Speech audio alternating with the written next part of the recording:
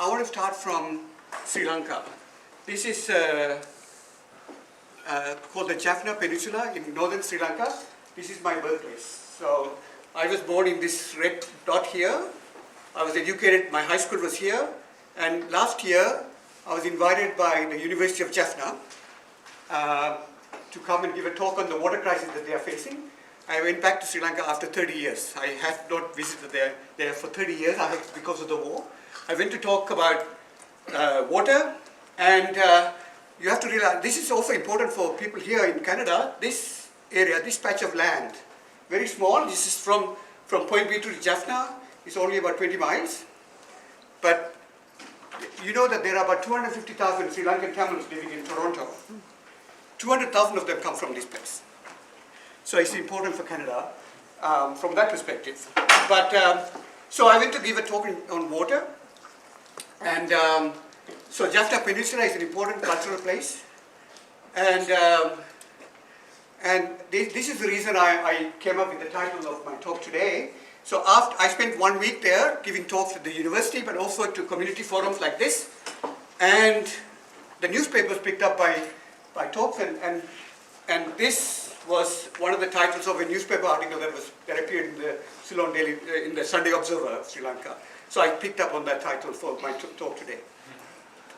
So, and you can see another title was Water Crisis in Jaffna, Need to Broaden the Conversation. This is consistent with my talk today. So, if you want to understand water crisis, water security in the Jaffna Peninsula, tiny piece of land, you really have to put it in context of the northern province of Sri Lanka, because northern province is where most of the Tamils live.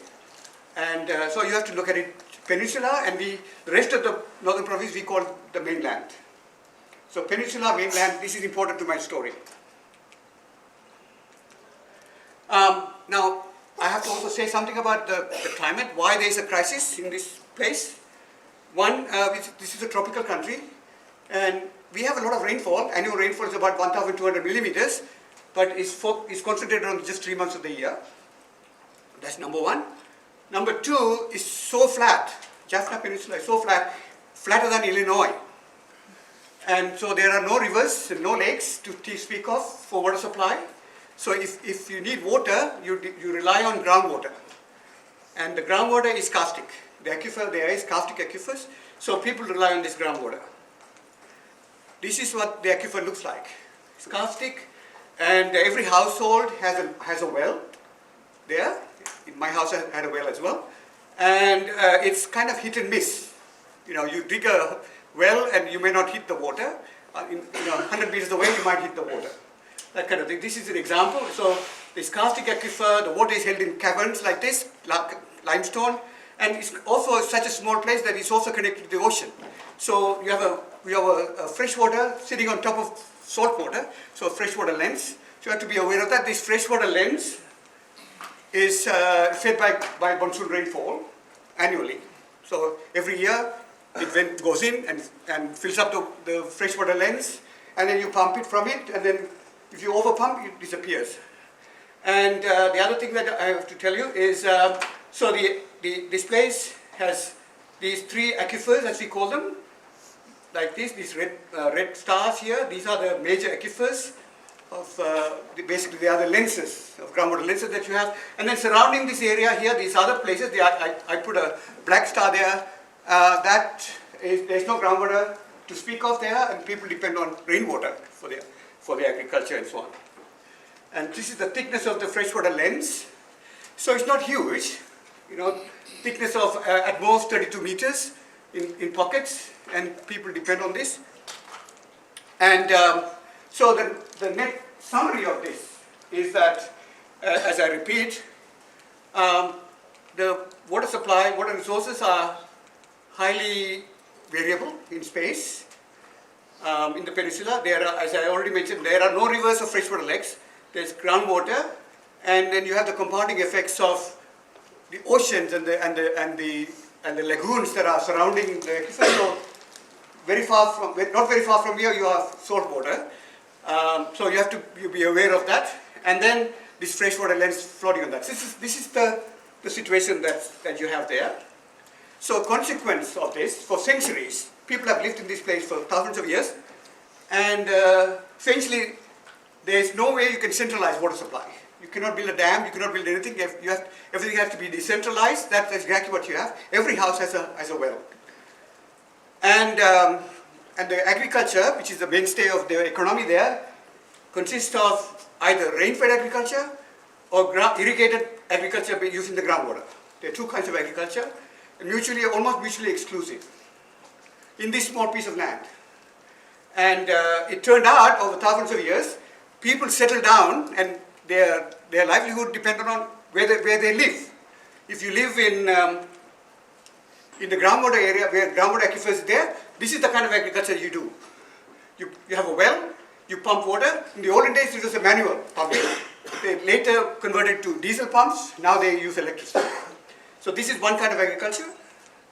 This is the other kind of agriculture, which is rain-fed rice production. So groundwater is used for cash crops, vegetables, and so on. And rain-fed agriculture is for rice. So my family itself has a rice field like this, very much like this. We depend on this, and that's our life mainstay. So that's the big picture for the Jaffna Peninsula. I want to tell you something about the mainland, which we call mainland. And mainland has a few rivers, very ephemeral, and I'm going to talk about this river. And there's a what we call a tank that is built, which tank in Sri Lankan language is actually a dam, a small dam that is used to store water to support agriculture. So that was built in the 60s. So this is the photograph of the dam called the Rainfed tank. It's an important piece of infrastructure that they built. Basically, they built it to attract people from the peninsula to come in and invest in agriculture and come into agriculture. It was built in the 60s. So the mainland is totally opposite. They depend on a few ephemeral rivers. There's very little groundwater. And in this place, only centralization is possible, as opposed to the peninsula. Not only possible, but essential. That was the way that they were able to attract farmers to come away from the peninsula, come and settle down, and they engage in rice production and vegetables, all based on irrigation from the reservoir. Okay? And the distribution of new settlement there depend on the water available. So all of that happened for centuries, actually, or at least up until the war started. And then the war went on for 30 years. At the end of the war, people had to start all over again. And in order to sustain themselves, there was an intensification of agriculture. And that led to basically, oh sorry, I made a mistake, sorry. Okay, so after the war, so there was an intensification of agriculture, excessive pumping of groundwater, especially deep wells, driven by electricity, excessive application of fertilizer and pesticides and so on. And also there's more tourism now. Nobody went there before. Now people are moving into Jaffna as tourists, especially war tourism. They want to go and see the battlefields. And they are building new hotels and so on to do this. And these hotels are pumping a lot of groundwater that were meant for ordinary households. And now big hotels are pumping groundwater and building swimming pools and so on.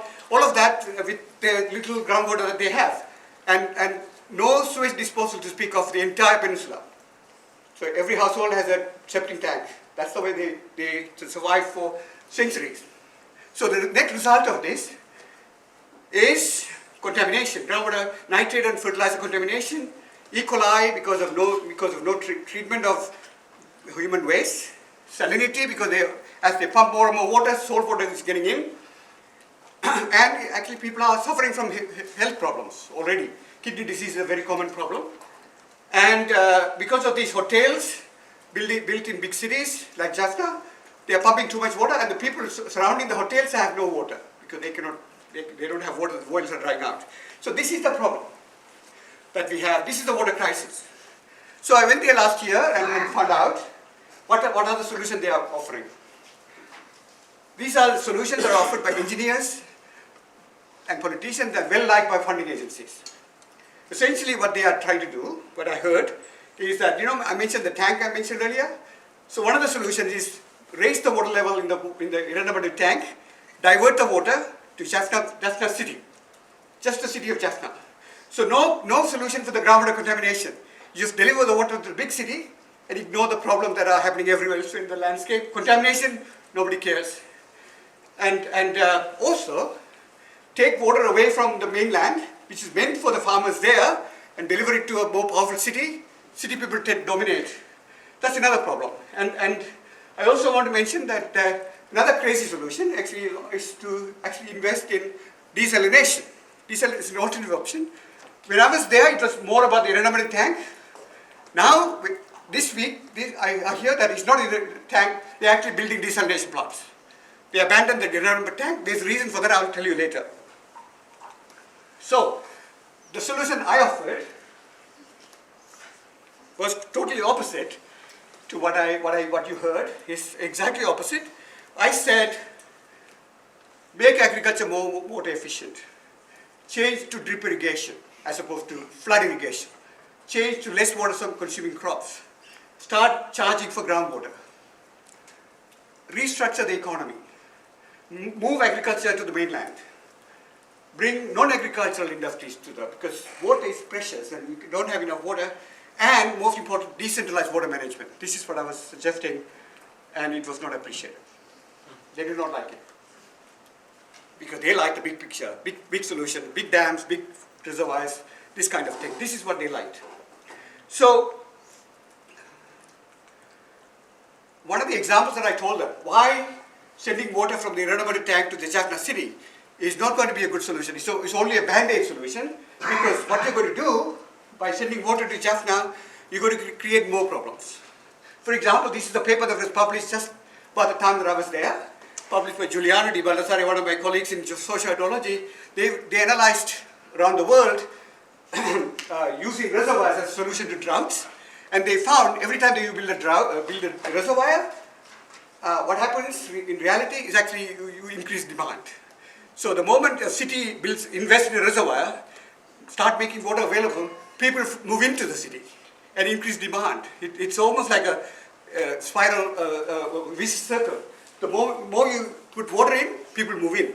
So it's kind of an unintended consequence. You don't think that you are solving a problem, but then you are creating a new problem. That's an example of sociology that I'm going to talk about, unintended consequences. This is one example I did give.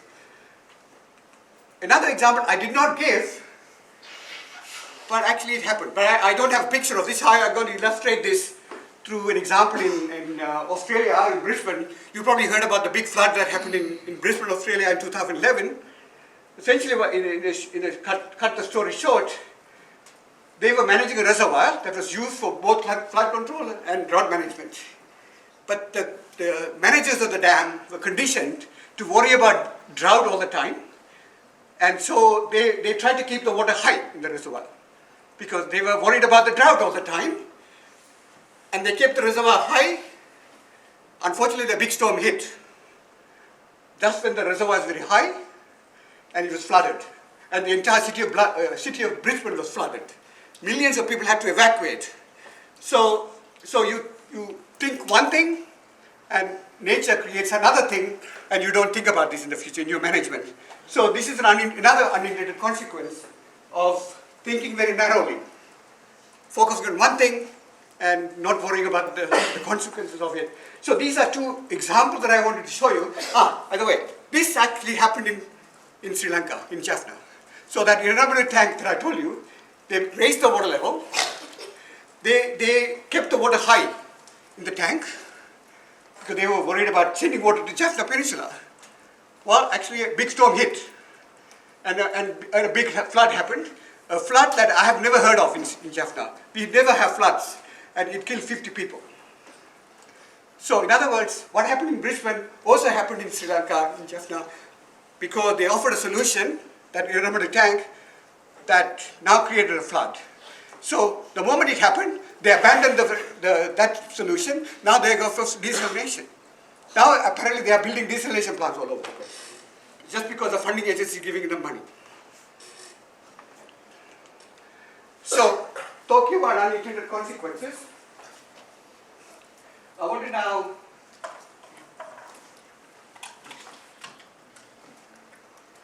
want to know to talk about a few problems I did work on, because I did not do any work on the Jaffna Peninsula. That was only a motivation. So I'm going to present to you a few examples of unintended consequences that I encountered around the world. This is in Western China, in Xinjiang province. And this is the place that I visited. Their annual rainfall is 50 millimeters, 50 millimeters. And with that, with water coming out from the snowmelt from the mountains, they have a thriving agriculture industry. Growing chilies and cotton, chilies for not for the food market, for producing lipstick. Enormous amount of chili that we are producing on a mass scale. And what they did, they also brought in Han Chinese into the peninsula, into the province, and the agriculture was very successful. So successful, they drained out the water, and the rivers started going dry. So it was an environmental catastrophe. The Chinese government had to do something about this. So they invested in some new technology, which is quite remarkable. What they did, they introduced something called plastic mulching. So they covered the whole field, thousands of miles of fields with plastic. Why? They wanted to cut down on evaporation.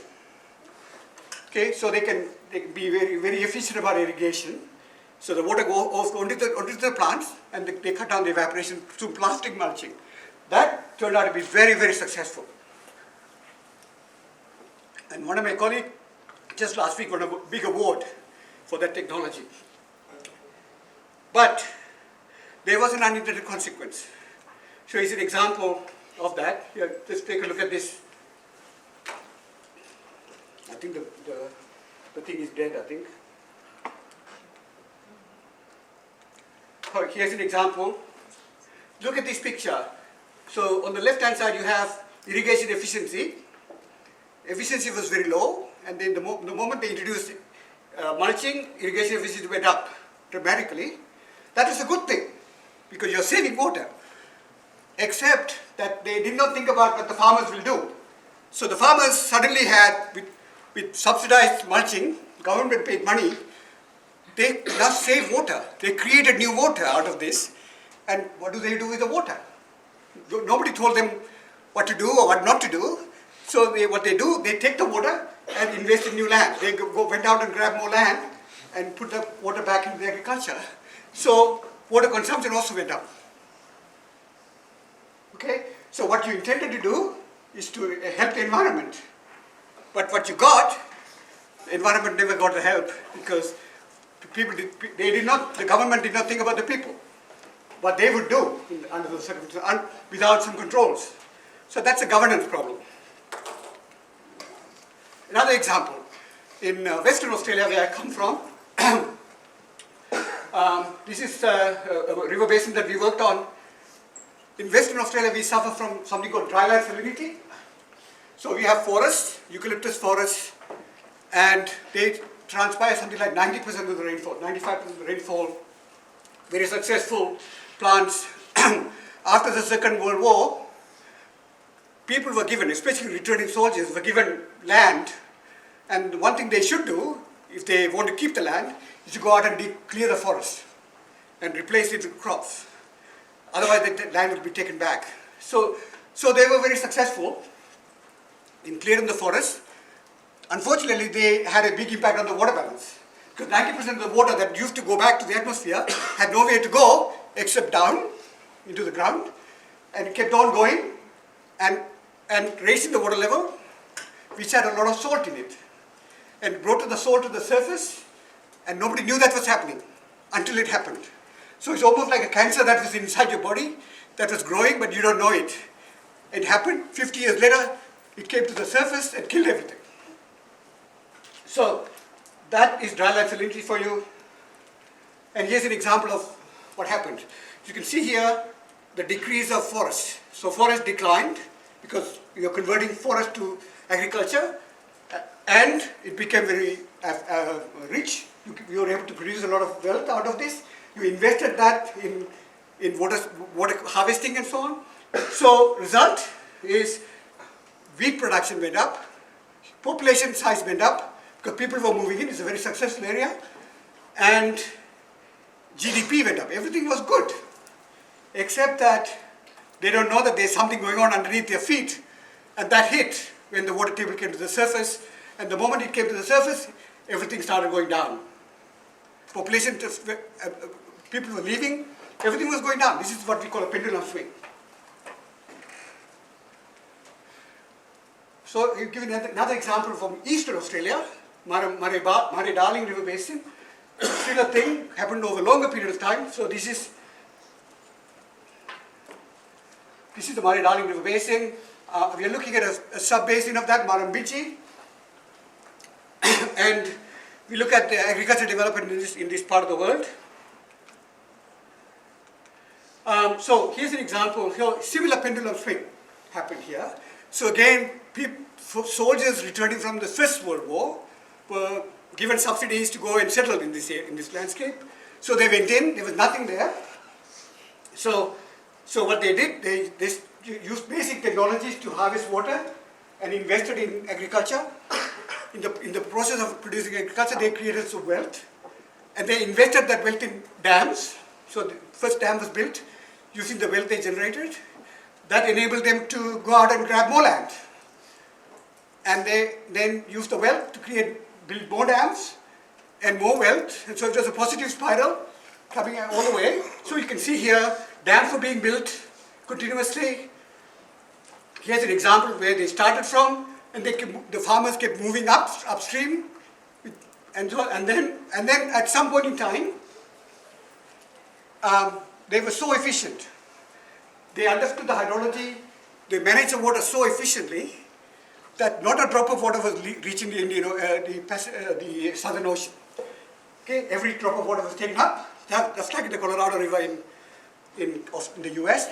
So that created an awareness in the community that this cannot go on because the billabongs were drying up, the fish were dying, the birds were not flying in from Siberia, and so on. There were enough indications that the environment was suffering, and that feeling went into the community through the green movement and other things, and they started putting pressure on the government to do something about this. And one of the things that they did is to introduce a law that enabled water rights from farmers to be taken over by paying them off.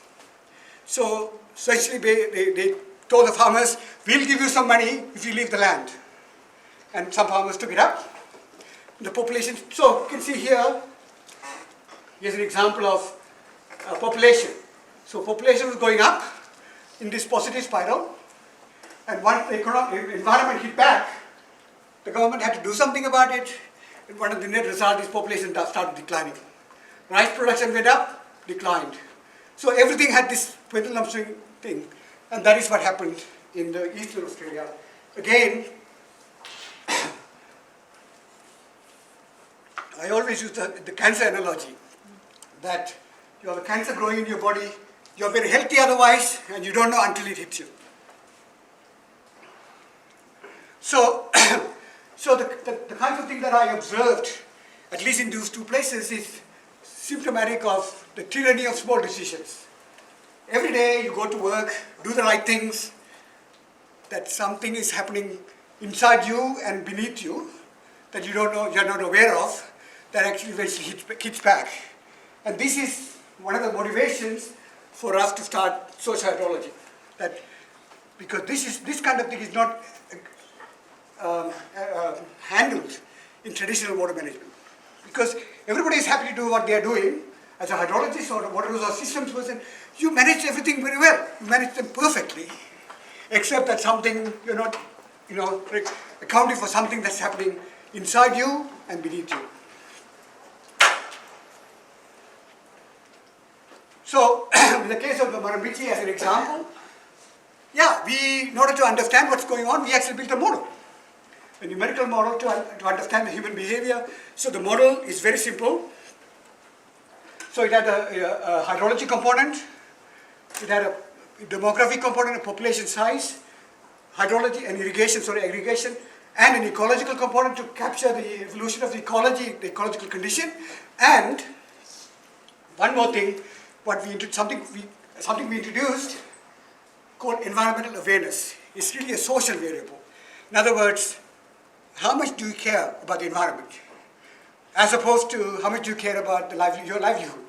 How do you trade off between environment or your personal livelihood? And this is a social variable that can change. And in fact, it's a dynamic variable. It doesn't remain the same. You might think one way now, but 50 years later, you might, for other reasons, you might change your mind. That evolution in the human mind, the human psyche, is what we model through this variable. So we have this equation. We modeled it. I mean, I'm not going to dwell on the thing, but essentially, we claim that we reproduced the observed behavior through the model. These are examples of model versus observation. But I can summarize, the models may be really complex, but I can summarize it in this way. So there are two kinds of things that are going on in here. What we call the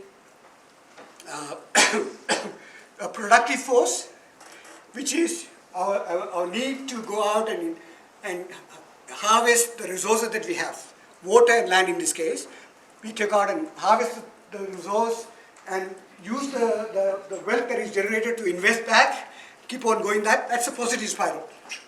And we keep going like that, the environment will hit back through what we call the restorative force, because you have to eventually deal with the environment. So these two are like the yin and the yang. They go with each other and create new dynamics. Okay? Except that the restorative force is actually much more slow. It doesn't happen every day. It takes a longer period of time. So you have to wait for a long time before you see the effect of that restorative force. This productive versus restorative force, that interaction, that feedback is what was happening in Murrumbidgee or in Western Australia or in China. The same thing that happens. Just to comment, so essentially what you do in the model, you have the water extraction from the river. When you take more and more water out, you have less and less stream flow going down. Stream flow declines. When the stream flow declines, it actually impacts on the environment, environment degrades. That degradation is reflected in the social system as environmental awareness. We call it later community sensitivity, but that's the spiral. And then this eventually feeds back on that, and that's a cycle. Okay? So this is what we did. And people always criticize us. Yeah, what is this environmental awareness thing? Cannot put a finger on this. How do you validate this? And we did not validate this. There's no way we can validate this.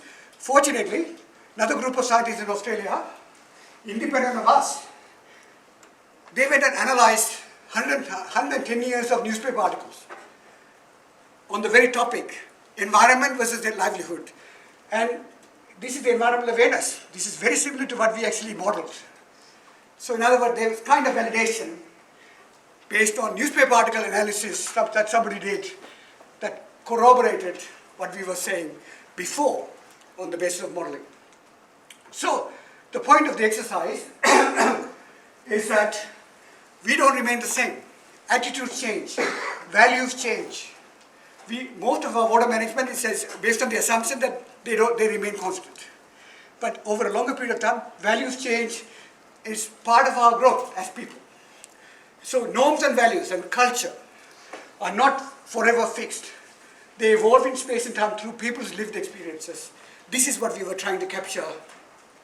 And therefore, they should be made endogenous to any modeling that we do. They cannot be externally specified, but they should be endogenous to the system. But this was not new. 2,500 years ago, Heraclitus came up with this beautiful slogan. No man ever steps in the same river twice, because it's not the same river and he's not the same man. That's precisely what we were observing in Western Australia or Eastern Australia or China. That is the key. This is the foundation of social hydrology. So, so this is the reason that we actually introduced this new field of social hydrology as a field that explicitly accounts for the two-way feedbacks between people and water. That's the foundation, that's the unmistakable foundation of social hydrology. If you don't have the two-way feedbacks, it is not social hydrology.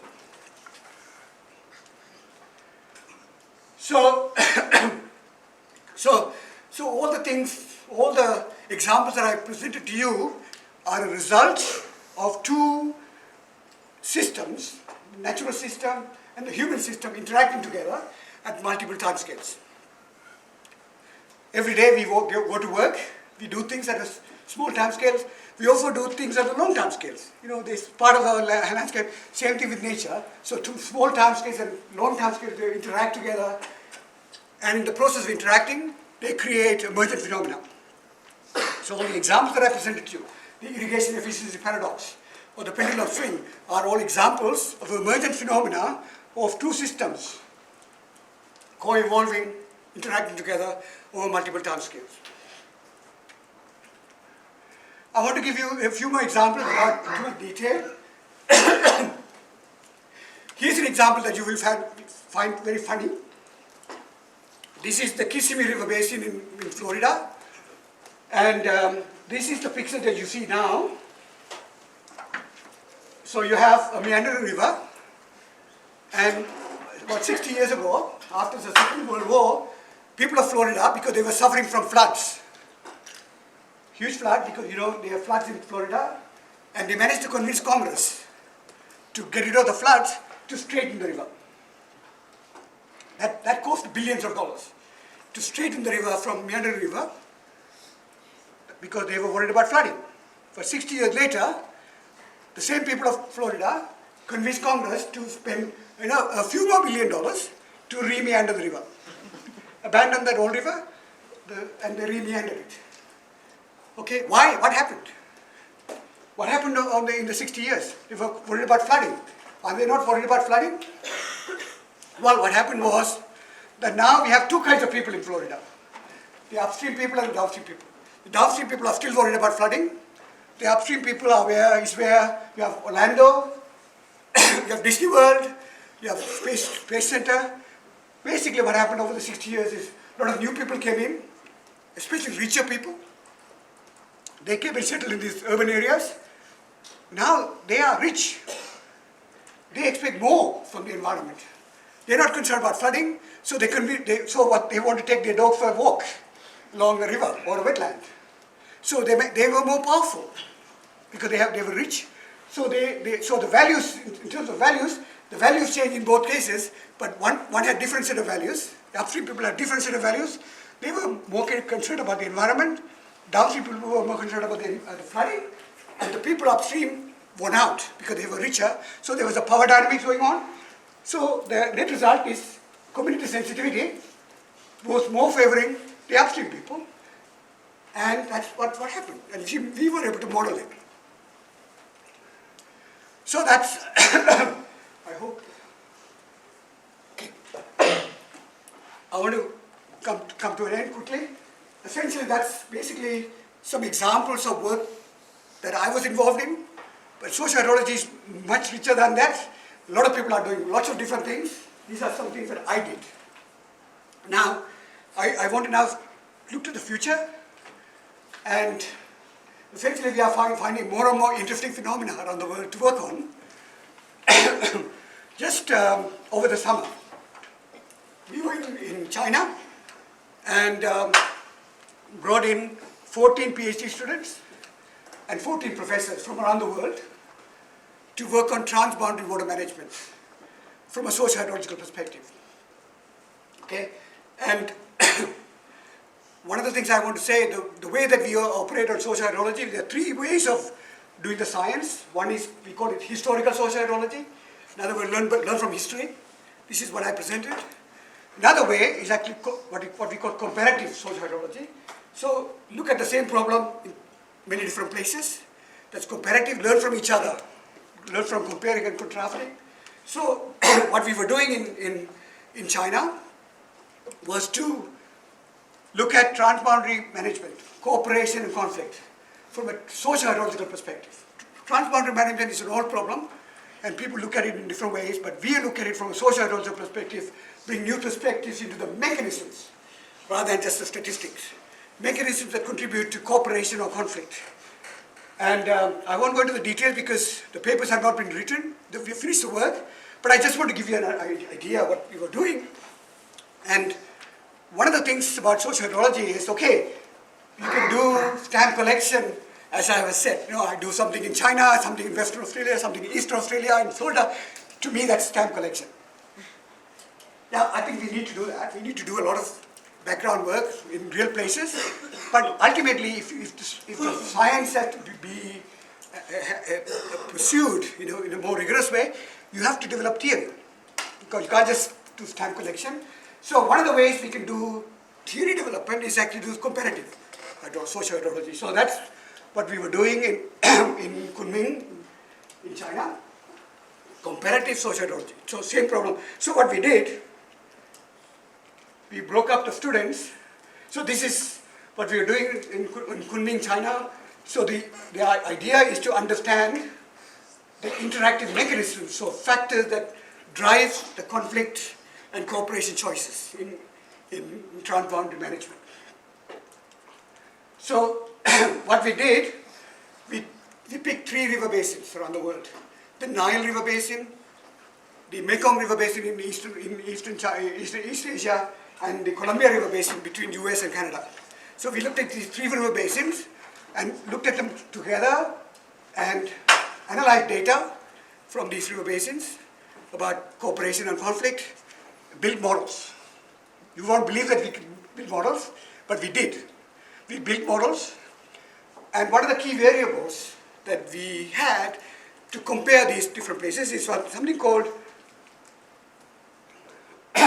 so even in transboundary river basins, you still have these slow and fast processes that are going on.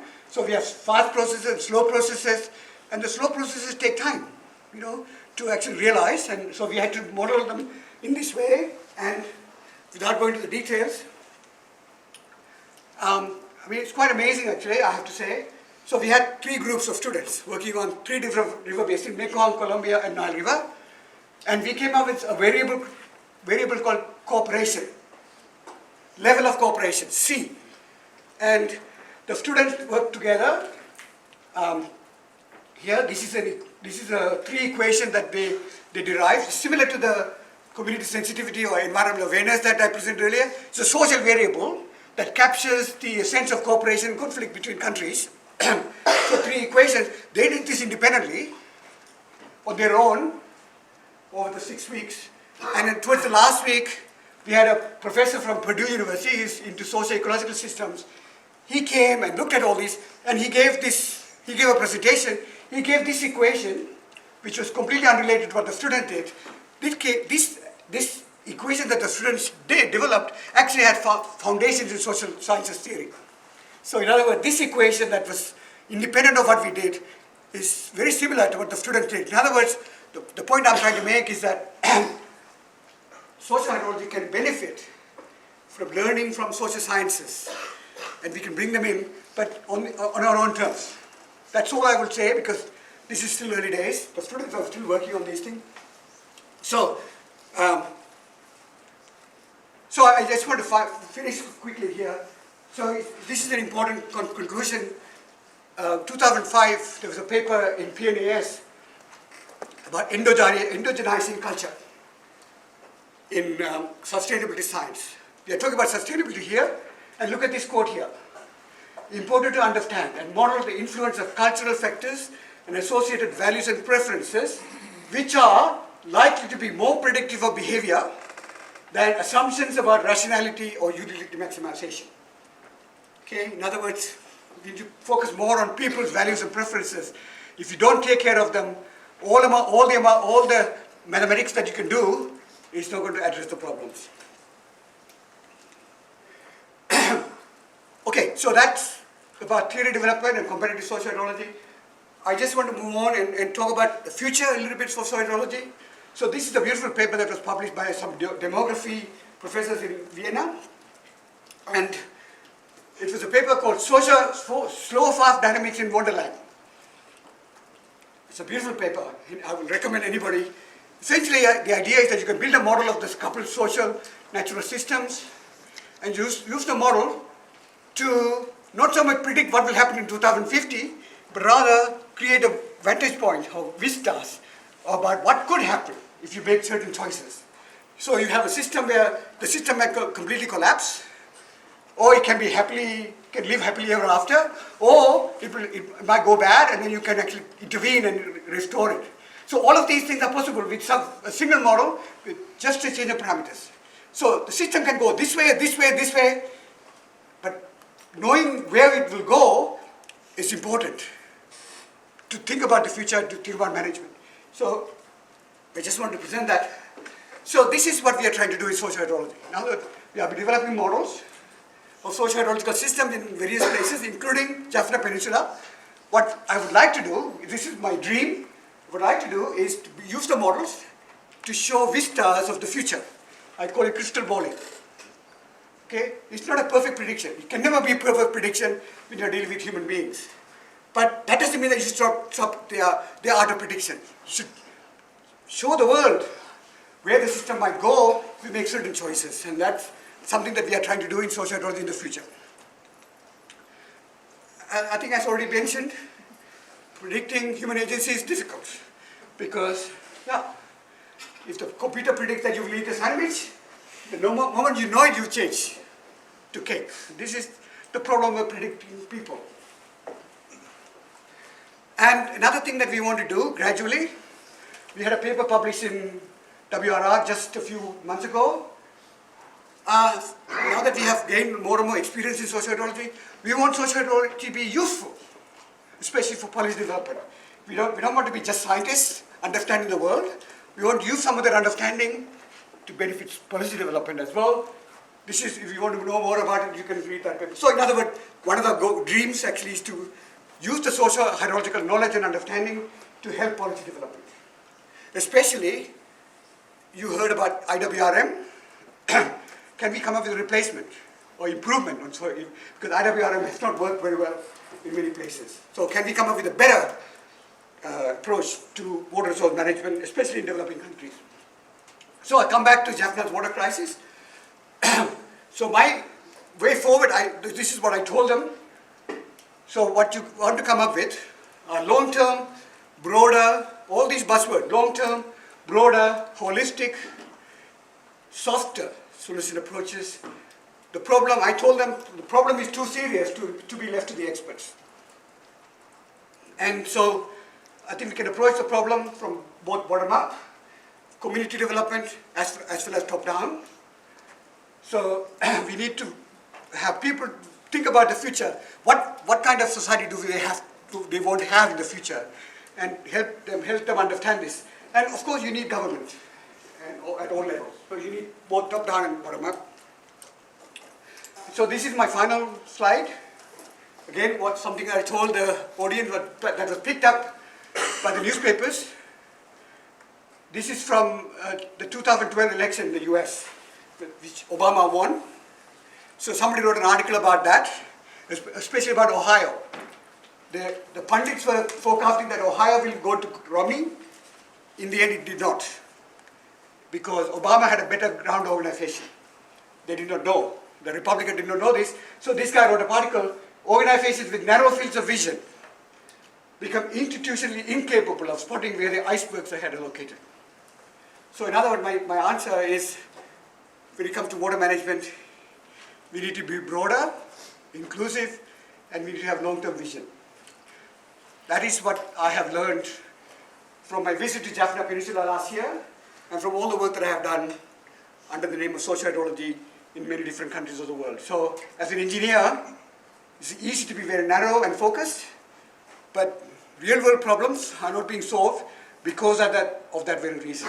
They're too narrow and too focused. I think we need to broaden the conversation, which is what I said to the newspaper there in Sri Lanka. Thank you very much.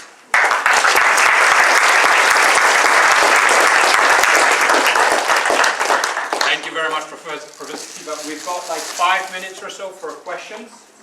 Who wants to kick off? Anyone? I had to think, while you're thinking whether you're going to ask a question, maybe just a quick question from my side. Daniel Kahneman is a Nobel Prize winner. He wrote a really nice book, Thinking Fast and Slow, and he has a lot of nice examples that reminded me of what you were talking about. Very much. I've been influenced by that work, actually. Yeah. So you had a couple of seconds to think. Question? So thank you for your talk, it's very interesting. And I'm from the social sciences and wanting to address the water problems from that side. So what would it take to get more engineering companies and others who work more on the technical side to include social scientists on their teams to address these problems? My answer is that I think already companies are already aware of this problem. So they're trying. But I think the problem is partly education. I think if you leave it up to people like me who are not trained, it's very hard for us to grasp the other side. So somehow the training has to come from early on. So I think I invest a lot in education. I would say that's where it should start. Because as I said, in Sri Lanka, it's all very narrow, it's all engineering, everything else is looked down on. So there has to be an awareness, there has to be education. And so I think that I'm very pessimistic about this in the sense that until we train the younger generation to this level, and they will take about 25 years to get to this place, this problem is going to remain like this. So it really has to be with education, and it takes time. Sign up to our collaborative water program. More questions? Anyone? Kevin? My question is somewhat similar, but my impression, Professor Siva, is that sociohydrology thus far has been dominated by engineers. That might be right or wrong. And I wondered if you could expand on your comment that we need to bring more social scientists in, but on our terms. Yeah, I think that has been a challenge. I think we are being accused of being dominated by hydrologists. That is not by design. We did not do this by design. We just started it. And there are strong cultural barriers between the social sciences and natural sciences that prevent people from coming in and working out. But we have a few. I'm not totally negative, but it has been a challenge to bring the two fields together because of these simple things. We hydrologists, engineers tend to be quantitative, and the social scientists don't agree with that, don't like that, and that's one problem. We as natural scientists, we try to, as you already saw, whatever we do, eventually we try to generalize. Yeah, because we believe that we can generalize, and many social scientists said you cannot generalize. Every place is unique, and so these are examples of cultural barriers, and also, I think we engineers, hydrologists, we are accused of looking down on social scientists. Oh, social scientists, they're not quantitative. And the social scientists look up and they also typecast us in some way. So there's a lot of cultural barriers, and we are trying to overcome them, but it's not an easy thing. But on the other hand, as far as I'm concerned, we can't just sit there and do nothing. So we have to start somewhere.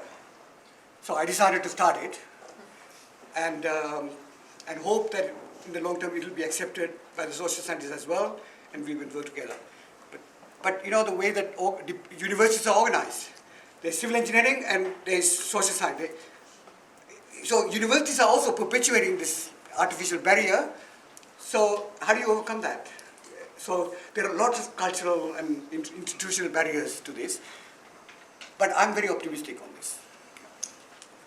So a question in regards to actually model building and trying to bring those systems together. So you talked a little bit about how historical behavior was in line with some of the models that you built.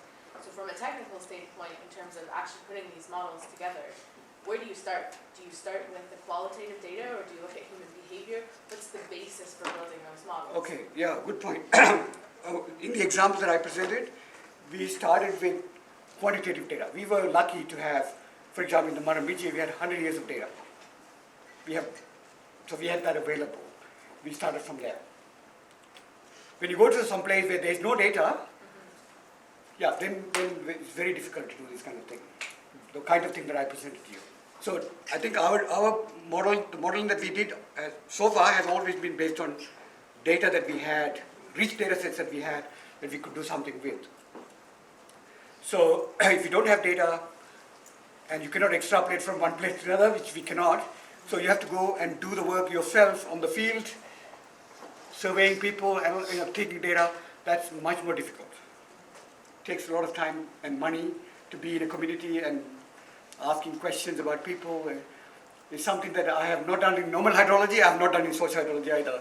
It's much more intensive, much more, expensive.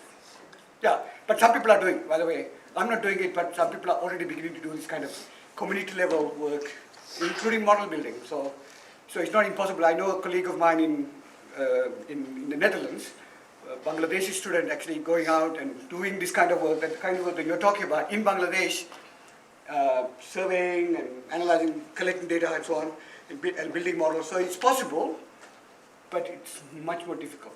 Yeah. One more question? Okay, if not, I propose we give Professor Siva another round of applause. Thank you very much.